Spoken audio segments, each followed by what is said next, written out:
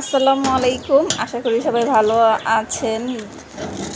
তো এই গরমে ভালো থাকাটা মানে অস্বাভাবিক, আর খারাপ থাকাটাই স্বাভাবিক। তো যাই হোক, সবার জন্য দোয়া করি আল্লাহ তাআলা সবাইকে সুস্থ রাখুক,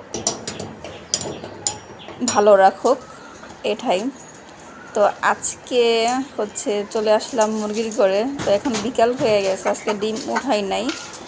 এই ডিম ওরা পাড়তে পাড়তে দেরি হয়। তো দেখি আজকে কী অবস্থা, কারণ ইদানিং ডিমের অবস্থা যা, মানে আমার 8টা মুরগি, কি বলবো। তো মাশাল্লাহ মাশাল্লাহ আলহামদুলিল্লাহ। আজকে দেখি কয়টা, 4টা 7টা, আলহামদুলিল্লাহ আলহামদুলিল্লাহ। মানে এই মুরগি দেয়, আমার মুরগি ডিম দেয় হচ্ছে রমজান থেকে। এই রমজান থেকে মানে এই এখন অবধি 3টা 4টা 5টা 6টা এরকম, মানে 6টা শুধু একদিন পারছে। আলহামদুলিল্লাহ আজকে 7টা ডিম পারছে। আল্লাহর কাছে হাজার শুকরিয়া, আমার মুরগিগুলোকে সুস্থ রাখুক, সবাই দোয়া করবেন। আর এটা হচ্ছে বড় আপার ডিম।